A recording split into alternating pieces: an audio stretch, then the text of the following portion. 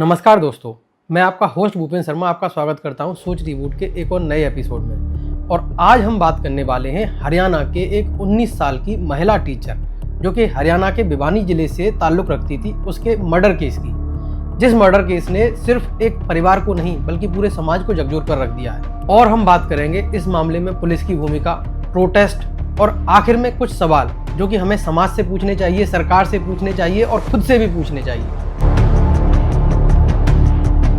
11 अगस्त 2025 मनीषा अपने घर से प्ले स्कूल में जाने के लिए निकलती है और वहां जाने के बाद में वो वहां से नर्सिंग कॉलेज में अपने एडमिशन की इंक्वायरी के लिए भी जाती है, जो कि नर्सिंग कॉलेज के सीसीटीवी फुटेज से साफ साफ दिखता है कि हाँ, वो वहां पर घूम रही थी और जानकारी करने के लिए आई थी। लेकिन उसके बाद से उसका कोई भी अता पता नहीं चलता है। जब शाम तक मनीषा अपने घर नहीं पहुंची तो उसके घर वालों को और परिजनों को उसकी चिंता हुई और वो चिंता के बाद में पुलिस स्टेशन में उसकी रिपोर्ट दर्ज कराने के लिए लोहारू पहुंचते हैं। लेकिन पुलिस ने तत्काल प्रभाव से उसकी कंप्लेंट रजिस्टर नहीं की और उनसे उल्टा इस तरीके से व्यवहार किया गया, ऐसे बोला कि चली गई होगी अपने आशिक के साथ कहीं पे, 2 दिन में माला डालकर आ जाएंगे आपके सामने। तो इस तरीके का जो बर्ताव था वो बहुत ही निंदनीय कृत्य है। पुलिस को अपना कर्तव्य निभाते हुए यहाँ पर हम बिल्कुल भी नहीं देख पा रहे हैं। पुलिस को जो ड्यूटी दी गई है कि समाज में कहीं पर कोई अपराध हो रहा है या कोई किसी भी तरीके से परेशान है तो उसको सांत्वना दें, उसके बजाय वो उसको ताने मार रहे हैं। तो इसी वजह से लोग पुलिस के पास जाने से डरते हैं, जबकि ये ऐसा कदापि नहीं होना चाहिए। एक दिन बाद 12 अगस्त को जब काफ़ी ढूंढने खोजने के बाद में मनीषा नहीं मिली तो पुलिस को आखिरकार परिवार के दबाव में आकर कंप्लेंट रजिस्टर करनी पड़ी। बट तब तक काफ़ी समय गुजर चुका था और चीज़ें हाथ से निकल चुकी थी। 13 अगस्त 2025 को सिंगनी गांव के एक खेत में एक खेती करने वाले युवक को एक लाश दिखाई पड़ी। जब पास जाकर देखा गया तो देखा कि लाश का गला कटा हुआ था और बेहद ही खराब हालत में थी। उसके बाद में तत्काल प्रभाव से पुलिस को सूचित किया गया। पुलिस ने आने के बाद में शिनाख्त की और पाया कि वो शव मनीषा का ही था और उस शव को वो मनीषा के परिजनों को सौंपने के लिए पहुंचे। लेकिन मनीषा के परिवारीजनों ने शव को लेने से इनकार कर दिया और मनीषा के परिजनों ने डिमांड की कि जब तक जो लोग दोषी हैं उनकी गिरफ्तारी नहीं हो जाती तब तक वे इस शव का अंतिम संस्कार नहीं करेंगे। उसके बाद में प्रोटेस्ट स्टार्ट हो गए जगह जगह पर और मनीषा के घर पर लोगों की भीड़ जुटना स्टार्ट हो गई।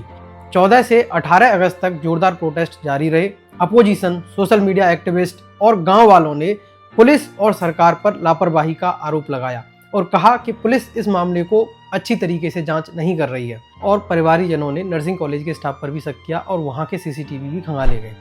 तभी बीच में पुलिस एक और इसका एंगल सामने लेकर आती है। वो एक सुसाइड नोट पता नहीं जाने कहां से उठाकर ले आते हैं और उस नोट को दिखाकर कहते हैं कि उसने तो खुद को खुद से मारा है, जबकि उस नोट में जो भाषा लिखी थी वो इंग्लिश में लिखी गई थी और उस लड़की को भी पता था कि वो अपने माँ बाप को एड्रेस करके लिख रही है। उसके मम्मी पापा इंग्लिश पढ़ना नहीं जानते हैं और वो इंग्लिश में इतनी सहज भी नहीं थी। दूसरा, जब हम देखते हैं पुलिस इसको सुसाइड किस तरीके से बता सकती है। उस लड़की का गला कटा हुआ है, गला कटा होने के बाद में मुंह भी जला हुआ है, तो अब उसमें वो बता रहे हैं कि उसने खुद से एसिड पिया था। तो एसिड पीने के बाद में उसकी ये हालत रहेगी कि वो गला काट ले, या गला काटने के बाद में उसकी ये हालत रहेगी कि वो अपने एसिड पी ले उसके बाद में। तो ये जो तरीके हैं या ये जो बातें हैं पुलिस ने जो बनाई वो कहीं से भी तार्किक नहीं लगती हैं।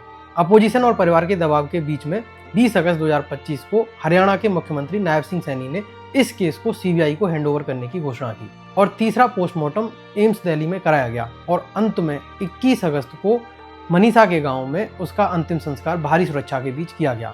लेकिन प्रोटेस्ट अभी तक शांत नहीं हुए थे। मनीषा को न्याय मिल पाएगा या नहीं मिल पाएगा ये अभी भी क्लियर नहीं हुआ है। सीबीआई जांच होने के बाद में कहीं ये बात सीबीआई की फाइलों में ही दबकर तो नहीं रह जाएगी। यहाँ पर किसी बड़े आदमी को बचाने की कोशिश तो नहीं की जा रही है। ये बहुत सारे सवाल हैं।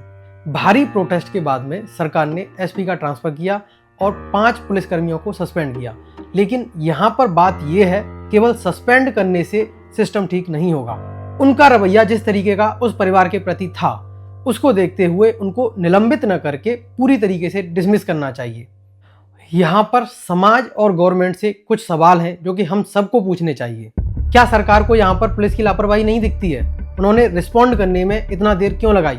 अगर वो इतनी देरी से रिस्पॉन्ड न करते तो शायद उसकी जान बच सकती थी। क्या हमारी पुलिस महिलाओं को सुरक्षा देने के लिए प्रतिबद्ध है और काबिल भी है? पुलिस यहाँ पर बार बार कन्फ्यूजन में दिखती है, कभी सुसाइड नोट वाला एंगल ले आती है, कभी कुछ। तो यहाँ पर पुलिस इतनी कन्फ्यूजन में क्यों है? उसको क्लैरिटी क्यों नहीं है? क्या यहाँ पर परिवार को न्याय मिल पाएगा? क्या हम ऐसा नहीं कर सकते हैं कि इन केसेस को फास्ट ट्रैक कोर्ट में ले जाया जाए ताकि जल्दी से परिवार को न्याय मिल सके?